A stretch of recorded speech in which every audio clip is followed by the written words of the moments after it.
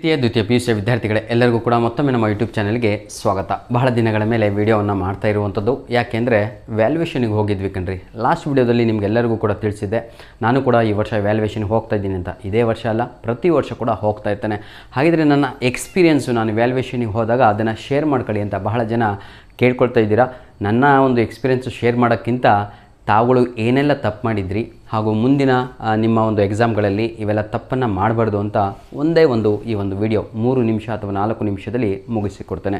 Sir, ನನ್ನ reporting ಇದ್ದದ್ದು ಈ ವರ್ಷ 22ನೇ ತಾರೀಕು ಮಾರ್ಚ್ 2026ರಂದು ನಾನು ನಮ್ಮ ವ್ಯಾಲ್ಯೂಯೇಷನ್ ಸೆಂಟರಿಗೆ ರಿಪೋರ್ಟ್ ಆದೆ. ಅದು ಯಾವ ದಿನ ಆಗಿತ್ತು? ಸಂಡೇ ಆಗಿತ್ತು. ನಿಮಗೆ ಸಂಡೇ ರಜಾ ಅಲ್ವಾ? ಆದರೆ ನಮ್ಮ ಲೆಕ್ಚರರಿಗೆ ಯಾವುದೇ ಆಗಿರಲಿ ಸಬ್ಜೆಕ್ಟು, ಯಾರಿಗೂ ಕೂಡ ಹಬ್ಬ ಇದ್ದರೂ ರಜಾ ಇಲ್ಲ ಕಣ್ರಿ. ಆಯಿತಾ? ನಿಮಗೆ ಗೌರ್ಮೆಂಟ್ ರಜೆ ಇದ್ದರೂ ರಜೆ ಇಲ್ಲ, ಅವತ್ತು ವ್ಯಾಲ್ಯೂಯೇಷನ್ ಮಾಡಬೇಕು. ಇಷ್ಟೋಕೊಂಡು ವ್ಯಾಲ್ಯೂಯೇಷನ್ ಮಾಡಿ ಮಕ್ಕಳಿಗೆ ನಾವು, ನಿಮಗೆ ಮಕ್ಕಳು ಅಂದರೆ ನೀವೇ ವಿಡಿಯೋ ನೋಡ್ತಾ ಇರೋ, ಪಾಸ್ ಮಾಡ್ತೀವಿ. ಮುಂದೆ ಪಾಸಾಗಿ ನೀವು ಡಿಗ್ರಿ ಕಾಲೇಜಿಗೆ ಹೋದಾಗ ಯಾವನೋ ನೀನು ಪೇಪರ್ ವ್ಯಾಲ್ಯೂಯೇಷನ್ ಮಾಡಿದ್ದು ಏನು ಬರೋಲ್ಲ, ಗುಗ್ಗು ಇದ್ದಂಗೆ ಇದೆಯಾ, ಯಾವನೋ ಗುಗ್ಗು ನನ್ನ ಮಗ ವ್ಯಾಲ್ಯೂಯೇಷನ್ ಮಾಡಿದಾರಲ್ಲ ಅಂತ ನಾವು ಗುಸ್ಕೋಬೇಕು. ಅಂದರೆ ಒಳ್ಳೆ ಕೆಲಸ ಮಾಡಿ ನಾಳೆ ನಮ್ಮನ್ನೇ ಬೈತಾರೆ. ಯಾರು ಬೈತಾರೆ ಹೇಳಿ? ಡಿಗ್ರಿ ಕಾಲೇಜಿನ ಲೆಕ್ಚರರು, ಹೌದಲ್ವಾ? ಯಾಕಂದರೆ ಬಹಳ ಜನ ಕೇಳಿದ್ರಿ, ಸರ್ ಎಲ್ಲರಿಗೂ ಪಾಸ್ ಮಾಡ್ತಾರಾ ಅಂತ. ಎಲ್ಲರೂ ಪಾಸ್ ಮಾಡ್ತಾರೆ, ಎಲ್ಲರಿಗೂ ಔಟ್ ಆಫ್ ಔಟ್ ಕೊಡ್ತಾರೆ, ಎಲ್ಲರಿಗೂ ಕೂಡ ಒಳ್ಳೆ ಅಂಕಗಳನ್ನು ಕೊಡ್ತಾರಾ ಅಂತ ತಾವುಗಳು ಕೇಳ್ತಾಯಿದ್ರಿ. ನಿಮ್ಮ ರಿಸಲ್ಟು ಇನ್ನೂ ಒಂದು 3 ದಿನಗಳಲ್ಲಿ ರಿಸಲ್ಟ್ ಬರುತ್ತೆ. ಆಲ್ ದ ಬೆಸ್ಟ್ ಅಂತ ಹೇಳ್ತಾ ಇದ್ದೀನಿ. ಒಂದು ಮನುಷ್ಯ ಅಂದಮೇಲೆ ಏನಿರ್ತಾನೆ?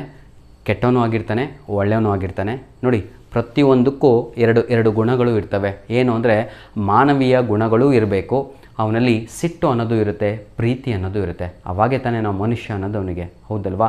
ಒಂದು ಪರೀಕ್ಷೆ ಅಂದಮೇಲೆ ಅಲ್ಲಿ ವಿದ್ಯಾರ್ಥಿಗಳು ಪಾಸು ಆಗ್ತಾರೆ, ಕೆಲವೊಂದು ವಿದ್ಯಾರ್ಥಿಗಳು ಫೇಲು ಕೂಡ ಆಗ್ತಾರೆ. ಅರ್ಥ ಆಗ್ತಾಯಿದೆ ಅಲ್ವಾ? ಅಡುಗೆ ಅಂದಮೇಲೆ ಒಂದು ಸಲ ರುಚಿಯಾಗೂ ಇರುತ್ತೆ, ಇನ್ನೊಮ್ಮೆ ಅದರಲ್ಲಿ ಟೇಸ್ಟೇ ಇರಲ್ಲ. ಅಂದರೆ ಪ್ರತಿಯೊಂದು ಕೂಡ ಆಯಿತಾ, ಎರಡು ಗುಣಗಳನ್ನು ಹೊಂದಿರುತ್ತೆ. ಪರೀಕ್ಷೆ ಅಂದಮೇಲೆ ಪಾಸು ಇರುತ್ತೆ, ಫೇಲ್ಯೂರ್ ಇರುತ್ತೆ. ಆದರೆ ಫೇಲ್ಯೂರ್ ಅನ್ನೋ ವರ್ಡನ್ನು ನಮ್ಮ PUC ಬೋರ್ಡ್ ತೆಗೆದುಹಾಕಿದೆ.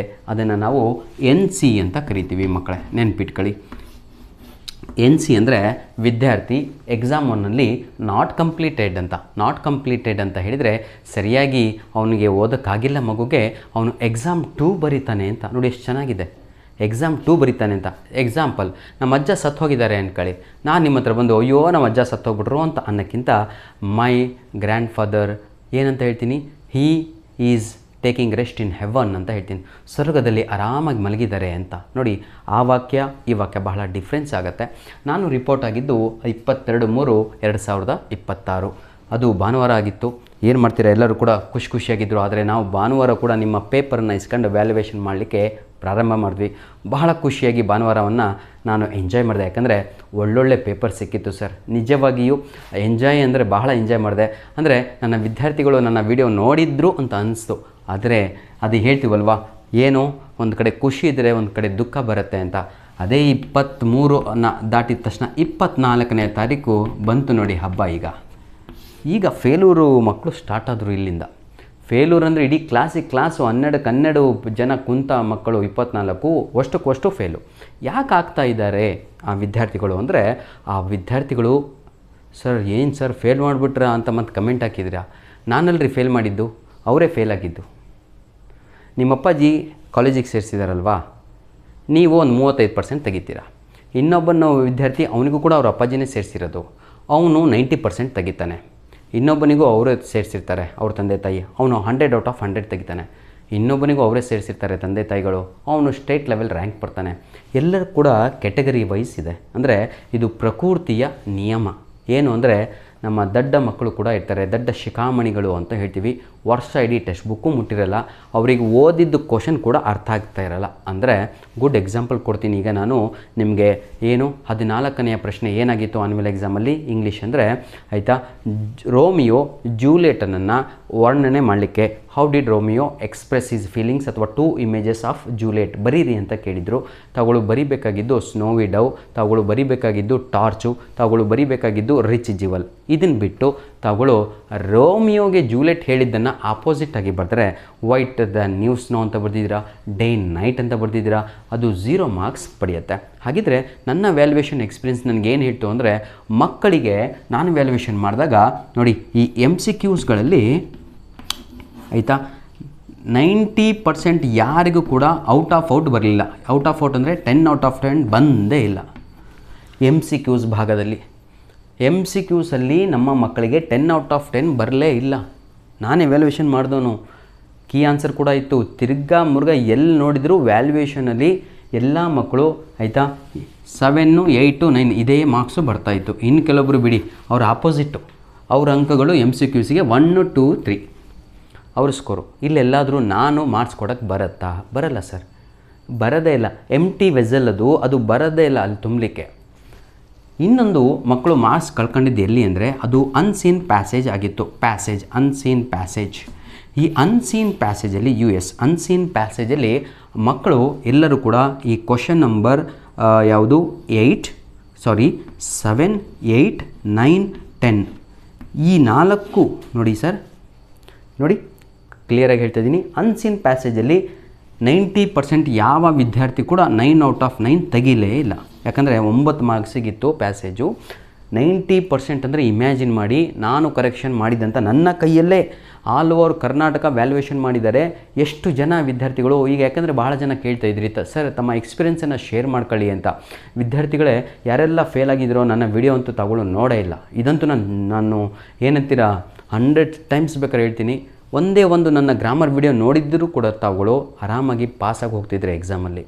ಯಾಕಂದರೆ ಕ್ವಶನ್ ನಂಬರ್ ಇದರಲ್ಲಿ 9ನೇ ಪ್ರಶ್ನೆ ನೋಡಿ ಆಯಿತಾ. 6, 7, 8, 9ನಲ್ಲಿ ಈ 9ನೇ ಪ್ರಶ್ನೆ ಅಂದರೆ ಐ ನೋಡಿ, ABCDEG ಹೌದಲ್ವಾ, ABCDEFGHI ಐ ಪ್ರಶ್ನೆಗೆ ಬರೀ ಅಂತ ಬರೆದಿದ್ರು, ಅನ್ಎಜುಕೇಟೆಡ್ ಅಂತ. ಇದಕ್ಕೆ ನಿಮಗೆ ಅನ್ ಅಂತ ಬರೆದಿದ್ರು ಕೂಡ 1 ಮಾರ್ಕ್ಸ್ ಸಿಗೋದು. ಬರೆದಿಲ್ಲ ತಾವುಗಳು. ಇದಕ್ಕೆ ಮೆಂಟ್ ಅಂತ ಬರೀಬೇಕಿತ್ತು, MENT ಅಂತ. ಇದನ್ನು ಕೂಡ ಬರೆದಿಲ್ಲ, ಯಾಕಂದರೆ ನಿಮಗೆ ಕ್ವಶನ್ ಅರ್ಥ ಆಗಿಲ್ಲ. ಹಾಗಿದ್ರೆ 6, 7, 8, 9ನಲ್ಲಿ ಇಲ್ಲೇ 4 ಮಾರ್ಕ್ಸ್ ಹೋಯಿತು, ಇಲ್ಲೊಂದು 4 ಮಾರ್ಕ್ಸ್ ಹೋಯಿತು ಅಂದರೆ ತಮ್ಮ ಸ್ಕೋರು 75 ಬಿಲೋ ಆಯಿತು. ಆದರೆ ನೀವೇನು ಮಾಡ್ತೀರಾ ಅಂದರೆ ಲಾಸ್ಟಿಗೆ ನಮ್ಮಂಥ ವ್ಯಾಲ್ಯೂಯೇಟ್ರು ಯಾರೆಲ್ಲ ವ್ಯಾಲ್ಯೂಯೇಷನ್ ಹೋಗಿದ್ವೋ, ಯಾವನೋ ನನ್ನ ಪೇಪರು ವ್ಯಾಲ್ಯೂಯೇಷನ್ ಮಾಡಿದ್ದು ಅವನು ಏನು ಓದೋಕ್ಕೆ ಬರಲ್ಲ ಕಣೋ, 80 ಔಟ್ ಆಫ್ 80 ಬರೆದಿದ್ದೆ ಮಗ, ಆದರೆ ಅವನು ನನಗೆ 70 ಕೊಟ್ಟಿದ್ದಾನೆ, 60 ಕೊಟ್ಟಿದ್ದಾನೆ, 50 ಕೊಟ್ಟಿದ್ದಾನೆ ಅಂತ ಉಗಿತೀರ ನಮ್ಮಂಥವ್ರಿಗೆ.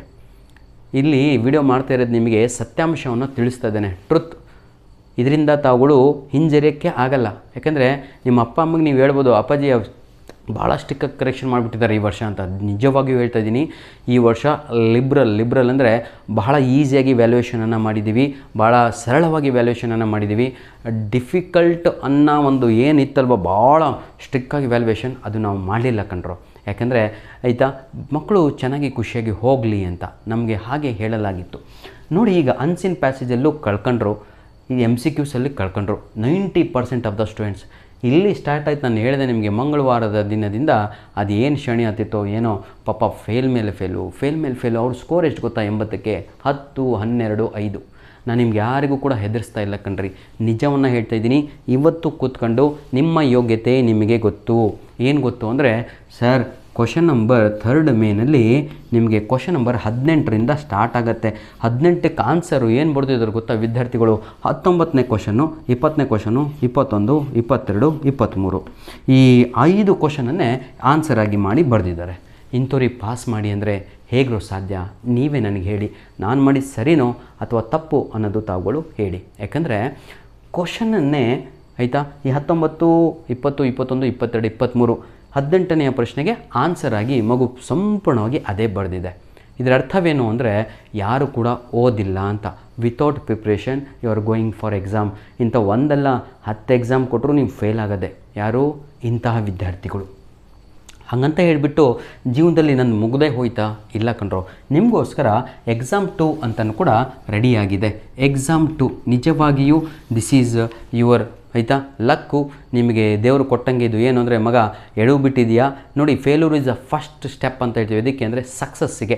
ಯಾವುದೇ ಒಂದು ಕೆಲಸ ಮಾಡೋಕ್ಕಾಗಲಿ ನಾವು ಉಗ್ಗಿಸ್ಕೊಂಡೇ ಒಳ್ಳೆಯವ್ರು ಹೋಗ್ತೀವಿ. ನಾವು ಕೂಡ ವ್ಯಾಲ್ಯೂಯೇಷನ್ ಮಾಡೋದ್ರಲ್ಲಿ ಕೆಲವೊಮ್ಮೆ ಟೋಟಲ್ ನಾವು ತಪ್ಪಾದಾಗ ನಮ್ಮ DC ಅವರು ನೋಡಿ ಸರ್ ಇಲ್ಲಿ ಸ್ವಲ್ಪ ವ್ಯತ್ಯಾಸ ಆಗಿದೆ, ಮಗುವಿಗೆ 1 ಮಾರ್ಕ್ಸ್ ಕಡಿಮೆ ಬರುತ್ತಲ್ವಾ, ಕೊಡಿ ಅಂತ ಹೇಳ್ತಾರೆ. ಹಾಗಾಗಿ ನನ್ನ ಪ್ರೀತಿಯ ವಿದ್ಯಾರ್ಥಿಗಳೇ, ಈಗ ಮುಂದಿನ ದಿನಗಳ ಸರದಿಯನ್ನು ಹೇಳ್ತೀನಿ ನೋಡಿ. 24 ಈ 25 ದಿನಗಳು ನಿಜವಾಗಿಯೂ ಬಹಳ ಬೇಜಾರು ತಂತು. ನಂತರದಲ್ಲಿ 26, 27, 28 ಇದಂತೂ ಬಿಡಿ, ನಿಜವಾಗಿಯೂ ಕಣ್ರಿ ಇವರಿಗೊಂದು ಸಲ್ಯೂಟು ನನ್ನ ಕಡೆಯಿಂದ. ಯಾಕಂದರೆ ಎಲ್ಲಿ ಮಾರ್ಕ್ಸ್ ತೆಗಿಬೇಕು ಅನ್ನೋದೇ ಗೊತ್ತಾಗಲಿಲ್ಲ. ಯಾಕೆಂದರೆ ಭಾಳ ಜನ ಕೇಳ್ತಾಯಿದ್ರಿ ಸರ್ ಇಂಗ್ಲೀಷಲ್ಲಿ 80/80 ಕೊಟ್ಟಿದ್ದಾರಾ ಅಂತ. ಈ ವರ್ಷ ಭಾಳ ಜನಕ್ಕೆ ಸಿಕ್ಕಿದೆ. ಹೆಂಗೆ ಬರೆದಿದ್ದಾರೆ ಅಂದರೆ ಮಕ್ಕಳು ನಿಜವಾಗಿಯೂ ಇನ್ನೊಮ್ಮೆ ನಿಮಗೆ ಸಲ್ಯೂಟು ಕಂಡ್ರೋ. ನಿಜವಾಗಿಯೂ ನಿಮ್ಮ ಹಾರ್ಡ್ ವರ್ಕಿಗೆ ಆಯಿತಾ ನನ್ನ ಒಂದು ಗ್ರ್ಯಾಟಿಟ್ಯೂಡನ್ನು ಸಲ್ಲಿಸಲೇಬೇಕು ನಿಮಗೆಲ್ಲರಿಗೂ ಕೂಡ. Really I felt very happy my dear children. ಯಾಕೆಂದರೆ ಈ ದಿನಗಳಲ್ಲಿ ನಾನು ಮಾಡಿದಂತಹ ಕೆಲಸ ಜಾಸ್ತಿ, ಆದರೆ ಸ್ಯಾಟಿಸ್ಫ್ಯಾಕ್ಷನ್ ಭಾಳ ಇತ್ತು. ಯಾಕೆಂದರೆ ಮಕ್ಕಳಿಗೆಲ್ಲರಿಗೂ ಕೂಡ 75+ ಬರ್ತಾ ಇದೆ. ನಾನು ಎಲ್ಲಿ ಏನು ತೆಗಿಬೇಕು ಅಂದರೂ ಆಗ್ತಾಯಿಲ್ಲ, ಆ ರೀತಿಯಾಗಿ ಬರೆದಿದ್ದಾರೆ. ಲೆಟ್ ರೈಟಿಂಗ್ ಅಂತೂ ಬಿಡಿ, ನಾನು ನಿಜವಾಗಿ 5/5 ಕೊಟ್ಟಿದ್ದೀನಿ. ಆಮೇಲೆ ನಮ್ಮ ಡೈರೆಕ್ಟ್ ಆ್ಯಂಡ್ ಇಂಡೈರೆಕ್ಟ್ ಸ್ಪೀಚ್ ಅಂತೂ ನನ್ನ ಮಕ್ಕಳು ನೋಡಿದವರೆಲ್ಲ ನನ್ನ ವೀಡಿಯೋಸ್ಗಳು ಎಲ್ಲರೂ ಕೂಡ ಬರೆದಿದ್ದಾರೆ ಕಣ್ರಿ. ನಾನು ಹೇಳಿದ್ದಲ್ವಾ, ಇಂಥ ಮಕ್ಕಳ ಕೈಯಲ್ಲಿ ಏನು ಸಾಧನೆ ಮಾಡಲಿಕ್ಕಾಗಲಿಲ್ಲ. ಯಾರು MCQಸಲ್ಲಿ ಹೋದವರು, ಈ ವ್ಯಾನ್ ಸೀನ್ ಪ್ಯಾಸೇಜೇ ಬರೆಯೋಕ್ಕೆ ಬರದೇ ಇರೋರು, ಹಾಗೂ ಕ್ವಶನ್ ನಂಬರ್ ನಿಮ್ಗೆ ಹೇಳಿದ್ನಲ್ವ 11, 12 ಇವೆಲ್ಲ ಬರದೇ ಇರೋರು, ಅವ್ರ ಕೈಯಲ್ಲಿ ಏನು ಮಾಡಲಿಕ್ಕೆ ಆಗಲ್ಲ. ಆಯಿತಾ. ನೆಕ್ಸ್ಟು ನನ್ನ ಪ್ರೀತಿಯ ವಿದ್ಯಾರ್ಥಿಗಳೇ, 28, 29 ಆಯಿತು. ಆದರೆ ಈ 29, 30, 31 ಇತ್ತಲ್ವ, ನಿಜವಾಗಿಯೂ ಇವರೆಲ್ಲ ಆ್ಯಾವ್ರೇಜ್ ಮಕ್ಕಳ ಪೇಪರ್ ಸಿಕ್ಕಿತ್ತು. ಆ್ಯಾವ್ರೇಜ್ ಅಂದ್ರೇನು? ಈ 50ರಿಂದ 60. ಈ ನನ್ನ ಮಕ್ಕಳು ಏನು ಮಾಡಿದ್ದಾರೆ ಅಂತ ನಿಮಗೆ ತಿಳಿಸ್ತೀನಿ. ಇಲ್ಲಿಗೆ ವಿಡಿಯೋವನ್ನು ಮುಗಿಸ್ತೇನೆ. ಅಂದರೆ ನನ್ನ ಮಾರ್ಕ್ಸ್ 50 ಬರುತ್ತೆ 60 ಬರುತ್ತೆ ಅಂತ ಅಂದ್ಕೊಂಡವ್ರು ಏನು ಮಾಡಿದ್ದಾರೆ ಗೊತ್ತಾ? ಈ MCQಸ್ಗಳನ್ನು ಅವ್ನು 3 ಸಲ ಬರೆಯೋದು. ಫಸ್ಟ್ ಪೇಜಲ್ಲಿ ಬರೆಯೋದು, ಲಾಸ್ಟ್ ಪೇಜಲ್ಲಿ ಬರೆಯೋದು, ಮಧ್ಯದಲ್ಲಿ ಎಲ್ಲೋ ಒಂದು ಕಡೆ 9ನೇ ಪ್ರಶ್ನೆ ಅಂತ ಹಾಕಿ ಬರೆಯೋದು. ಆಲ್ರೆಡಿ ನಿಮಗೆ ಇನ್ಸ್ಟ್ರಕ್ಷನ್ಸನ್ನು ನೀಡಲಾಗಿದೆ. First answer will be awarded. ಏನು? ಫಸ್ಟ್ ಆನ್ಸರ್ಗೆ ಮಾರ್ಕ್ಸನ್ನು ನೀಡಲಾಗತ್ತೆ. ಮತ್ತು ರಿಪೀಟಾಗಿ ಅದನ್ನೇ ಬರಿತಾ ಹೋದರೆ ಆಯಿತಾ, ಅದಕ್ಕೆ 0 ಮಾರ್ಕ್ಸನ್ನು ಕೊಡಲಾಗುತ್ತೆ ಅಂತ ಕ್ಲಿಯರಾಗಿ ಮೆನ್ಷನ್ ಆಗಿದೆ. ಹಾಗೂ ಆರ್ಡ್ರ್ ವೈಸಲ್ಲೇ ಇರಬೇಕು MCQಸ್ಗಳು. ಪ್ಯಾಸೇಜಿನ ಆನ್ಸರ್ಸ್ ಕೂಡ ಒಂದೇ ಪೇಪರಲ್ಲಿ ಒಂದೇ ಕಡೆ ಇರಬೇಕು ಅಂತಲೂ ಕೂಡ ರೂಲ್ಸ್ ಇದೆ. ತಗೊಳ್ಳಿ, ಸ್ವಲ್ಪ ಓದ್ಕೊಳ್ಳಿ ಕ್ವಶನ್ ಪೇಪರ್ ಮೇಲೆ. ಈಗೂ ಇದೆ ಅಂದ್ಕೊಂಡಿದ್ದೀನಿ ನಿಮ್ಮ ಕೈಯಲ್ಲಿ. ನೋಡಿ, ಈ ಎಲ್ಲ ಮಕ್ಕಳು 50, 60 ತಗೊಂಡವ್ರು ಇದ್ದಾರಲ್ವ, ಇವರೆಲ್ಲ ಸ್ವಲ್ಪ ಎಲ್ಲೋ ಒಂದು ಕಡೆ ಸ್ವಲ್ಪ ನೆಗ್ಲಿಜೆನ್ಸಿ ಮಾಡ್ಕೊಂಡ್ಬಿಟ್ಟಿದ್ರು. ಇಲ್ಲಾಂದರೆ ನಿಜವಾಗಿ ಹೇಳ್ತೀನಿ, ಇವರು ಕೂಡ 80/80 ಈಸಿಯಾಗಿ ತೆಗೆಯಬಹುದಾಗಿತ್ತು. ಯಾರು ತೆಗೆಯಬಹುದಾಗಿತ್ತು? ಈ ಆ್ಯಾವ್ರೇಜ್ ಮಕ್ಕಳು. ಯಾಕೆ ಅವ್ರ ಕೈಯಲ್ಲಿ ಆಗಲಿಲ್ಲ ಅಂತ ಹೇಳಿದರೆ, ಅವರು ನೆಗ್ಲಿಜೆನ್ಸಿ. ಬಿಡೋ, ಗ್ರಾಮರ್ ಯಾರು ಕಲಿತಾರೆ ಡೈರೆಕ್ಟ್ ಆ್ಯಂಡ್ ಇಂಡೈರೆಕ್ಟ್ ಸ್ಪೀಚ್ ಅಂತ. ವಿದ್ಯಾರ್ಥಿಗಳೇ, ನಾನು ಅಪ್ಲೋಡ್ ಮಾಡಿದಂಥ ಕೆಲವೊಂದು ಪ್ರಶ್ನೆಗಳು ಆ್ಯಸ್ ಇಟ್ ಈಸ್ ಬಂದಿವೆ. ಪ್ರಶ್ನೆಗಳು ಅಂದರೆ ನಾನು I am not speaking about literature part, ಬರೇ ಗ್ರಾಮರ್ ಭಾಗ. ಎಕ್ಸಾಂಪಲ್ ಯಾವುದು ಬೋರ್ಡ್ ಮೇಲೆ ಬರ್ಸಿದ್ನೋ ಅದೇ ಕೂಡ ಬಂದಿತ್ತು. ಆದರೆ ತಾವುಗಳು ವೀಡಿಯೋಸನ್ನು ನೋಡಲಿಲ್ಲ, ತಾವುಗಳು ಓದಲಿಲ್ಲ. ಅಟ್ಲೀಸ್ಟ್ ಯಾವುದಾದ್ರೂ ಒಂದು ಕೆಲಸ ಮಾಡಬೇಕಿತ್ತು. ಇಲ್ಲ ನನ್ನ ಮೇಲೆ ಜವಾಬ್ದಾರಿ ಇಂಗ್ಲೀಷ್ ಬಿಡಬೇಕಿತ್ತು, ಇಲ್ಲ ನೀವೇ ಜವಾಬ್ದಾರಿ ತಗೋಬೇಕಿತ್ತು. ಎರಡೂ ಕೂಡ ಮಾಡಲಿಲ್ಲ. ಇವತ್ತೇನಾಗಿದೆ ಅಂದರೆ, ನಾನು ಹೇಳಿದ್ನಲ್ವ, ಇಷ್ಟೊಂದು ಜನ ಫೇಲ್ಯೂರ್ ಆಗಿದ್ದೀರಾ. ಫೇಲ್ಯೂರ್ ಅಂದ ತಕ್ಷಣ ಫೇಲಲ್ಲ, ನಿಮ್ಮ ಕೈಲಿ exam 1 not completed, we are moving towards exam 2 ಅಂತ. ಕೆಲವೊಂದು ವಿದ್ಯಾರ್ಥಿಗಳು ಪ್ರಶ್ನೆ ಕೇಳಿದರು, ಸರ್ ನಾವು 6 ಎಕ್ಸಾಮ್ ಬರಿಬೋದು ಅಂತ.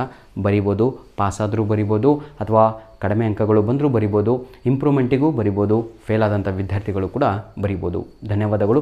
ಈಗ ನಾನು ಬಂದಿರೋದೇ ನಿನ್ನೆ ಸರ್, ಹಾಗಾಗಿ ನಿಮಗೆ ಒಂದು ವಿಡಿಯೋವನ್ನು ಮಾಡಿಕೊಟ್ಟಿರುವಂಥದ್ದು. ಹಾಗೂ ನಿಮ್ಮ ಸೆಕೆಂಡ್ ಇಯರ್ PUC ರಿಸಲ್ಟ್ ಯಾವಾಗ ಅದು ಕೂಡ ಅಪ್ಲೋಡನ್ನು ಮಾಡಿಕೊಟ್ಟಿದ್ದೇನೆ. ದಯವಿಟ್ಟು ಆದಷ್ಟು ನಮ್ಮ ವೀಡಿಯೋಸ್ಗಳನ್ನು ನಿಮ್ಮ ಫ್ರೆಂಡ್ಸ್ಗಳಿಗೆ ಶೇರ್ ಮಾಡೋದನ್ನು ಮರೆಯಬೇಡಿ. ಯಾಕಂದರೆ ಎಕ್ಸಾಮ್ 2ಗೆ ಪ್ರಿಪೇರ್ ಆಗಲಿ ಅಂತ ನನ್ನ ಒಂದು ಎಕ್ಸ್ಪೀರಿಯೆನ್ಸನ್ನು ಶೇರ್ ಮಾಡ್ಕೊಂಡೆ. ಇದ್ರ ಜೊತೆಗೆ ಇನ್ನೊಂದು ನಾನು ಹೇಳಬೇಕು ನಿಮಗೆ, ಈ ಎಲ್ಲರಿಗೂ ಕೂಡ ಗೊತ್ತು, ಎಲ್ಲ ಕಡೆಯೂ ಕೂಡ ಗ್ಯಾಸಿನ ಸಮಸ್ಯೆ ನಡೀತಾ ಇದೆ. ಗ್ಯಾಸ್ ಅಂದರೆ ಸಿಲಿಂಡರ್, ಹೌದಲ್ವಾ? ಹಾಗಾಗಿ ನಾವು ವ್ಯಾಲ್ಯೂಯೇಷನ್ ಹೋದಾಗ ಎಲ್ಲ ಕಡೆ ಹೋಟ್ಲು ಬಂದಿತ್ತು ಕೊಂಡ್ರು. ಯಾಕಂದರೆ ನೀವು ಎಕ್ಸ್ಪೀರಿಯೆನ್ಸ್ ಶೇರ್ ಮಾಡ್ಕೊಳ್ಳಿ ಅಂದರೆ, ಎಕ್ಸ್ಪೀರಿಯೆನ್ಸ್ ಅಂದರೆ ಏನು ಅಂದರೆ, ಈ ವರ್ಷ ಕೆಟ್ಟ ಅನುಭವ ಏನು ಅಂದರೆ, ಊಟ ಮಾಡಲಿಕ್ಕೂ ಇಲ್ಲಿ ಹೋಟ್ಲೇ ಓಪನ್ ಇಲ್ಲ. ಎಷ್ಟೆಷ್ಟೋ ದೂರ ಹೋಗಬೇಕು ಅಂದರೆ ಇಮ್ಯಾಜಿನ್. ನಿಮ್ಮ ಕೆಲಸಕ್ಕೆ ನಾವು ಹೋಗಿರುವಂಥದ್ದು.